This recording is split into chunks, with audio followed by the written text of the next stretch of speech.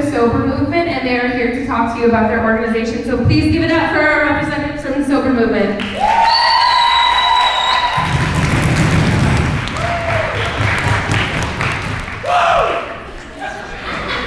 Yes, thank you.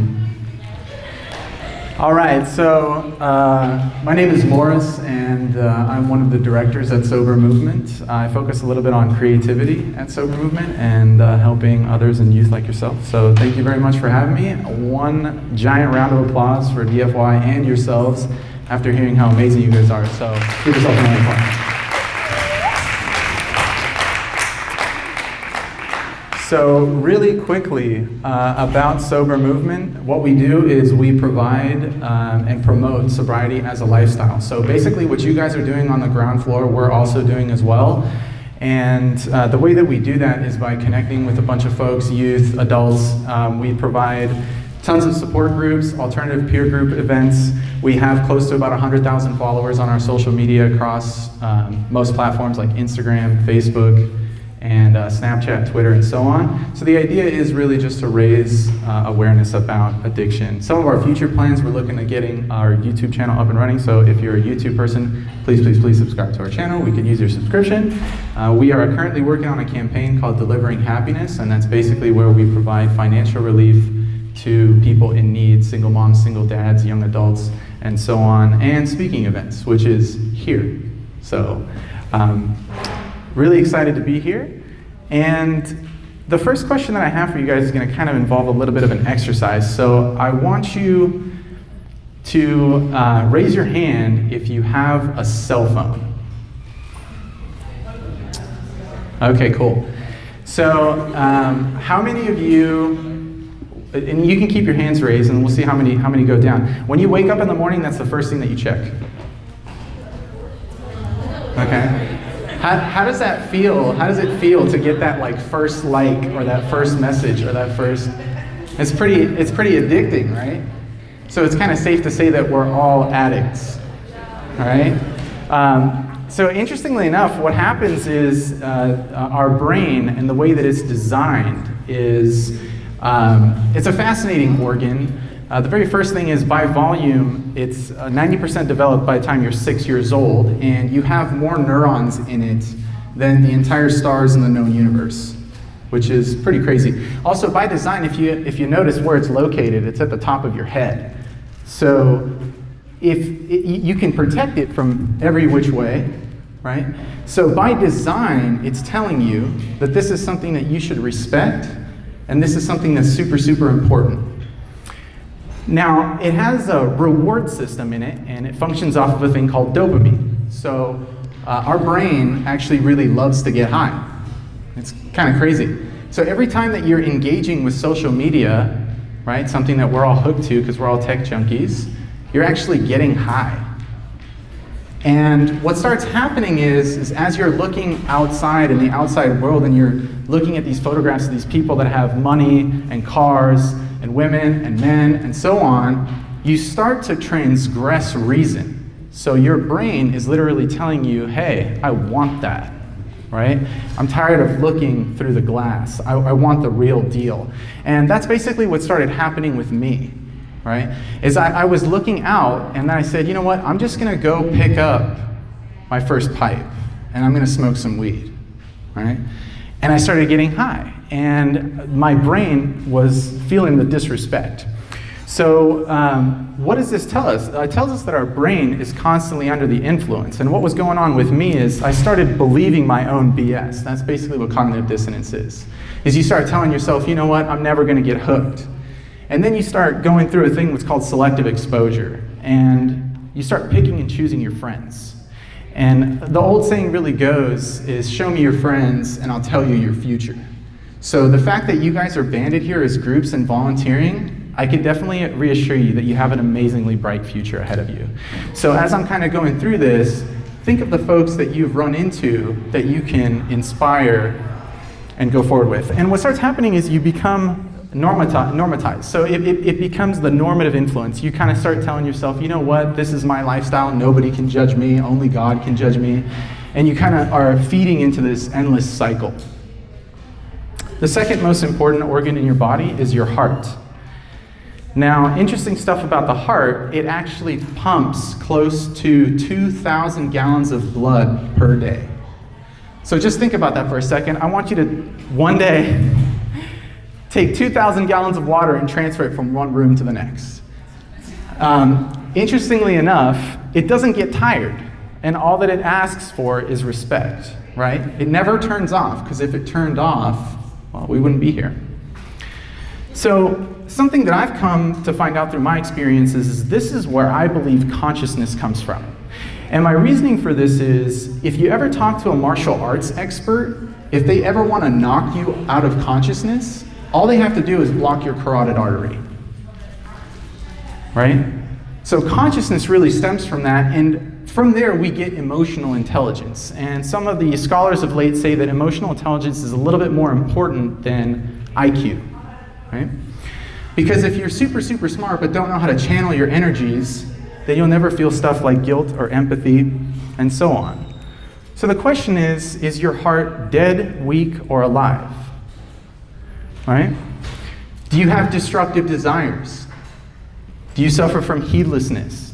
Or is your heart communicating with you? Because the voice is always there, it's always present. It's just a question of which voice is louder or not, right?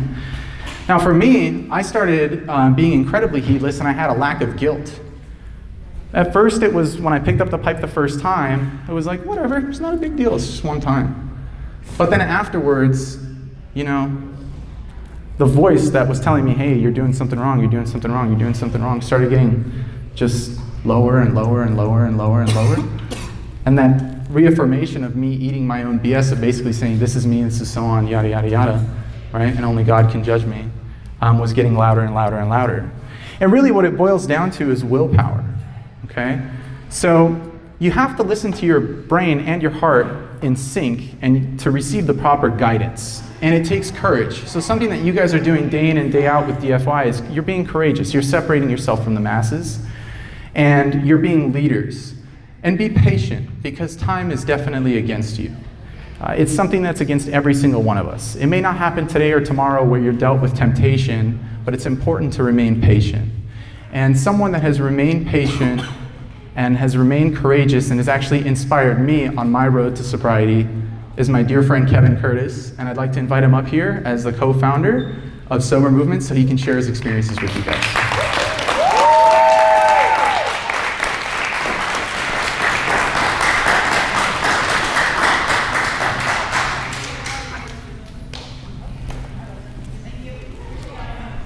Thanks, Maurice. My name is Kevin, and I'm a co-founder of Sober Movement, and I identify as an addict. First off, I'll give you guys a little backstory. So growing up, we all hear that, you know, just say no to drugs, just say no to drugs. So throughout junior high, you know, it never came around me. And I was like, well, how can I say no if it's not there? So I just kind of got in my mind that, you know, I wasn't going to run into that problem. So the first time I drank was actually on a vacation. I was on a cruise ship and I met someone my age. And we met two older girls, and they actually had one of the biggest suites on the ship. And in my eyes, like, oh my gosh, this is so cool. So they brought out some Coronas. And granted, I had never drank before. But in that situation, I couldn't say no. I wanted to be cool. I wanted them to think that I'm the coolest guy in the world. So that was the first time I drank. And that was in the summer right before going into high school. After that vacation, during that same summer, there was a guy that I thought was cool, and you know, I kind of knew him, and he asked me if I wanted to smoke weed. And you know, growing up, they always say no, say no, say no. I didn't even think twice. I said yes, because I wanted to be cool. And I kind of just fell in love with drinking and smoking weed. And then, so going into high school, which I went to Hart High School. Is there anyone from Hart here? Oh, we got one! Woo! So going into high school, you know, I was that guy. I wanted to be that party guy. I wanted to be that cool guy. I just want to reiterate that sober movement, we actually include, you don't have to be an addict to be part of sober movement. There's plenty of people that follow us and are part of our organization that just choose the life of sobriety. But I'll give you a little more of my backstory. So I'll come back to high school, but that's kind of where my addiction just took off. I started doing pills. I tried cocaine for the first time. And then I went off to San Diego State University. In my first semester, I don't know if I went to class like 10 times, because I was busy drinking, doing coke, smoking weed, anything I could get my hands on. And that was my life. That's what, like, I was anything and everything. Now, what brought me to my knees was heroin. And I know heroin is big now in this valley, especially in high schools. And that's a scary thing, because that wasn't even in my brain in high school. And, you know, I didn't think I had a problem until I felt those withdrawals for the first time. Because up until that, you know, I was like, oh, everyone says heroin's so bad, but it just makes me feel good. But all I was doing was escaping reality, because I didn't feel good about myself. I didn't surround myself with the right people. And so I felt the withdrawals for the first time, and I automatically knew I was hooked. That's the instant that I knew that I was a drug addict. Now, after college, which I happened to graduate, I still don't know how I did it. But I was in and out of rehabs. I still wasn't done. And then it didn't come until the last time I was in rehab. I just had this moment of clarity, and I was like, what am I doing with my life? Do I really want to continue my life going through this vicious circle, in and out of jail, in and out of institutions, and ultimately death? No, I didn't want to do that. So at that very moment, I decided to change my life. And I went to sober living for almost a year. I was going to meetings every day, and I just decided I wanted to be the best person I can be. Now, going back to high school, you know, I don't think we had an organization like DFY at the time. And I don't know if I would be in it at the time. I give you guys mad props for being part of DFY, because you guys are building your future at this age compared to other people who are just going out and partying and thinking that's what's important in life. Which really, right now, you're probably building some of the relationships you'll have for the rest of your life. Because what I've learned in my sobriety, I've met true friends.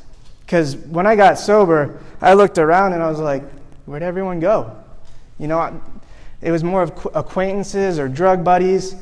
But DFI, I mean, this is an amazing organization that's given you guys so many opportunities to volunteer, to build your self-esteem, create genuine relationships, and get involved in the community, which is an amazing thing.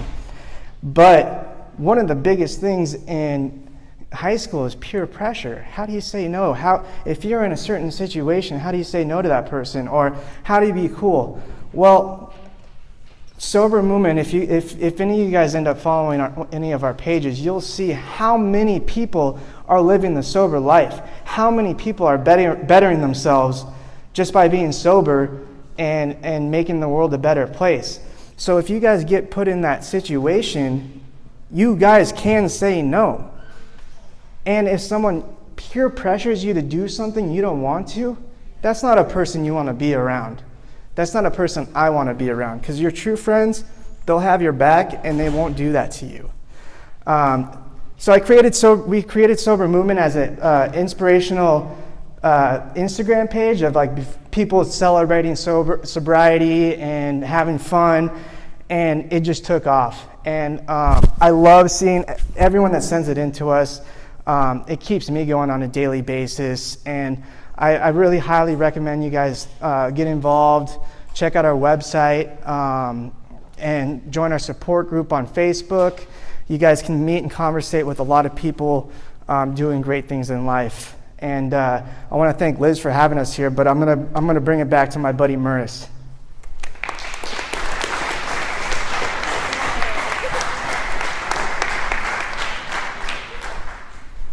Let's give it up for Kevin one more time. Thank you so much for coming.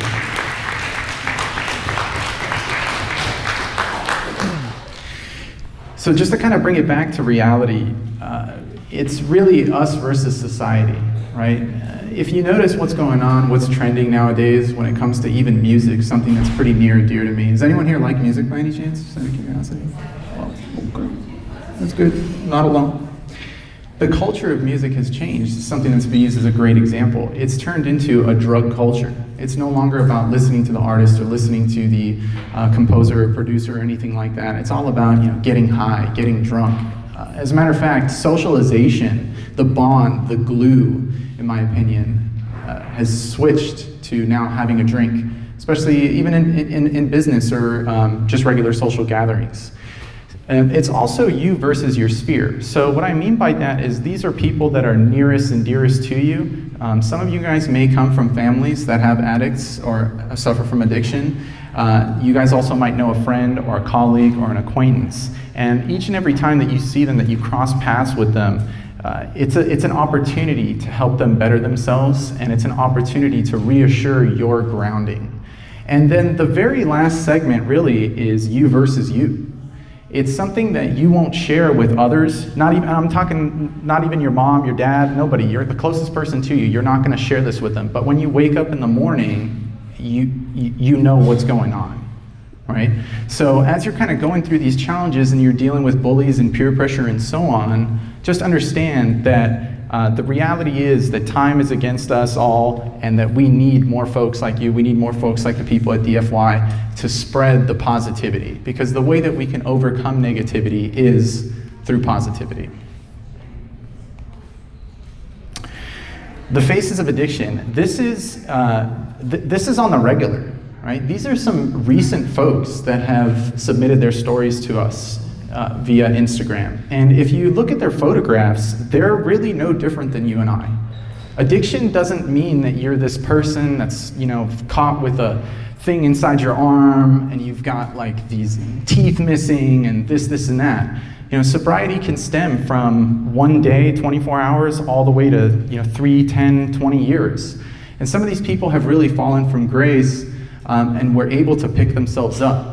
Some of these submissions, they have sobriety as early as 1 hour, right? There's people that can go out there that they can't survive without having a taste of alcohol or getting high. And interestingly enough, when you look at some of these folks, if you've ever been outside in a social gathering, let's say it was a party or something like that, when somebody gets high, I mean, they're like halfway there. Like their eyes are just drooping over and so, I'm just chill. Oh, really? You're just chill? No, you're not. You're literally low. You can see the effect on their face, right?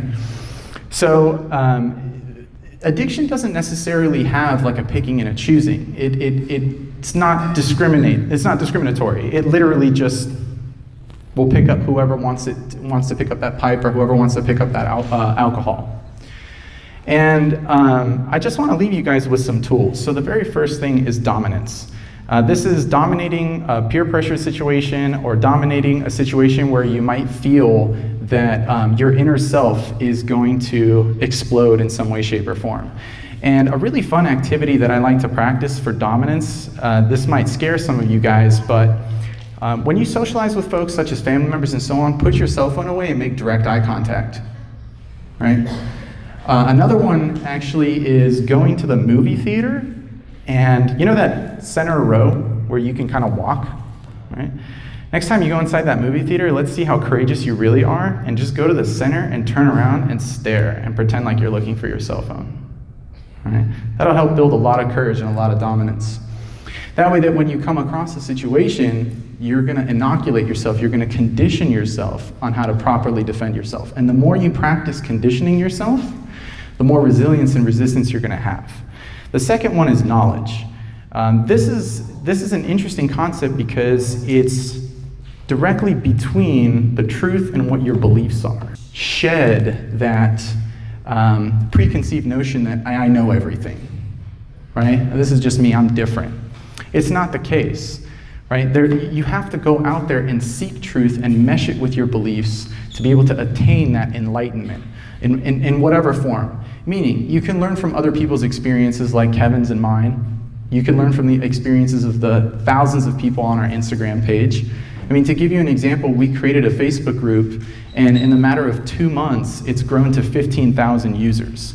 Now, okay, that might be a congratulatory thing, but let's look at the truth of it. The truth of it is that's 15,000 addicts. That's kind of scary in 2 months that it can spread like wildfire like that. And you can learn from their experiences. The last one is community, and this is picking your friends wisely. What you guys have here is an amazingly sound community. The fact that you guys have groups of folks that you can connect with, represent high schools, represent a unit, represent a movement, is really, really, really powerful. So in the future, make sure that you're choosing your friends wisely. Just like Kevin said, when he looked around, his friends were missing. When I looked around, my friends were missing.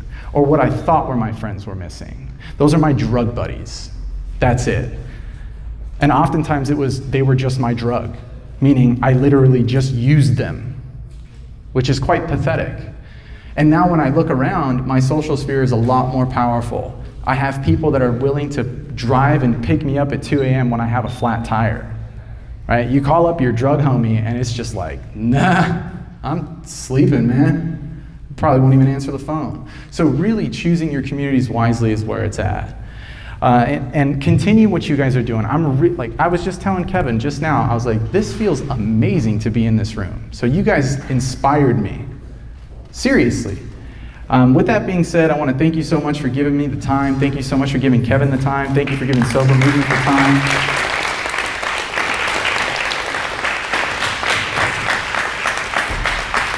Awesome. And please do give yourselves a round of applause because it's because of you guys lighting on this. Thank you so much.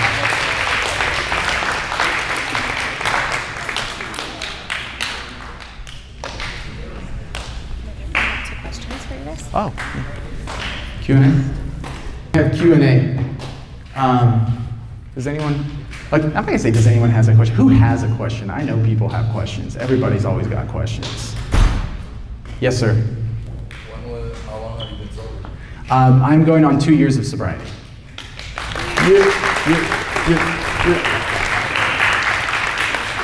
My sobriety date is December 12th, 2011, so I'm coming up on 6 years.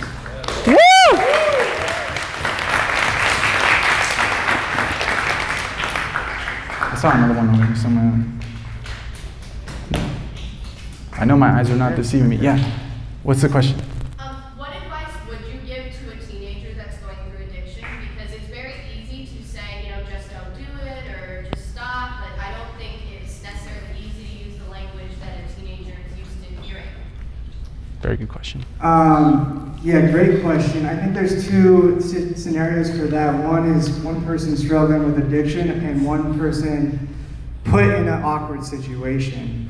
So if you're that individual who's put in that awkward situation, I would advise just having a parent or a friend on speed dial that you can trust just to remove yourself from that situation. Now, that's not always easy, and that takes a lot of strength and courage, but when you're in that uneasy feeling, the best thing to do is just remove yourself before anything bad happens, or before you can even just say yes. Just say, oh, I have to go, I'm sorry, or something like that. Now, if you're an individual struggling with addiction, that might not be so easy because you're deep in your addiction. Now, everyone's different.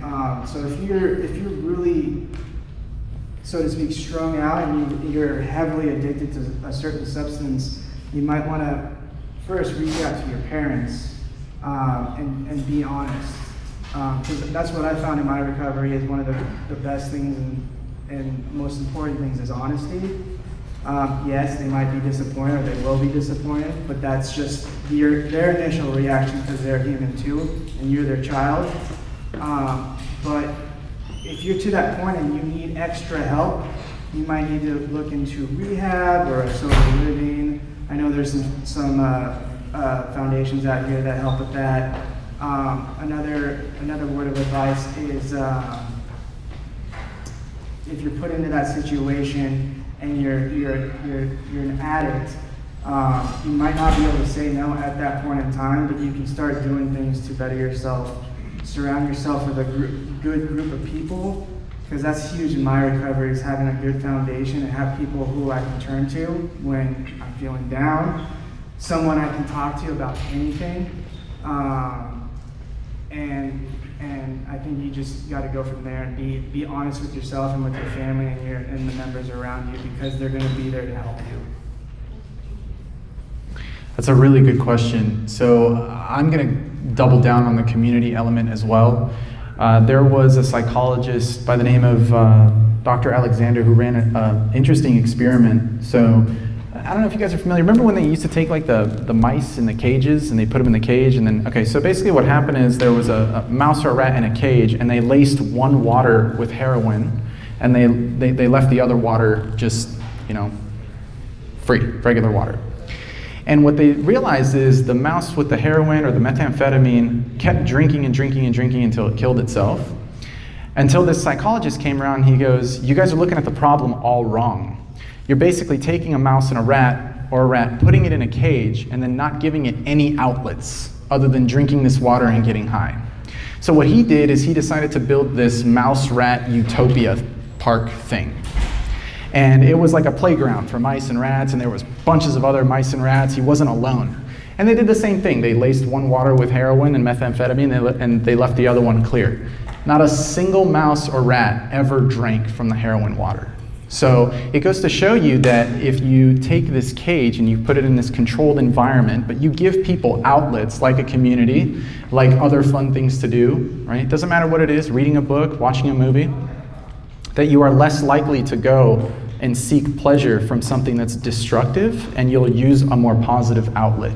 So what that means to me is we kind of all have this mental cage, right? And if this person, this addict or this non-addict that is on the path to addiction, if you connect with them and show them, hey, you're not alone in this cage, aka this world, right? You're not alone in this high school, you're not alone in this group, right? You're not the only one going through these troubles. And you show them that there's additional outlets apart from just sipping the Kool-Aid, then they are less likely to sip from that Kool-Aid and ultimately learn the positive habits that you're instilling and promoting and so on. So I'm going to double down on that community element. Yeah. Next. Yes, sir. How do you help with friends struggling with addiction? How do you help with friends struggling addiction? Kevin, you want to start? You want me to say?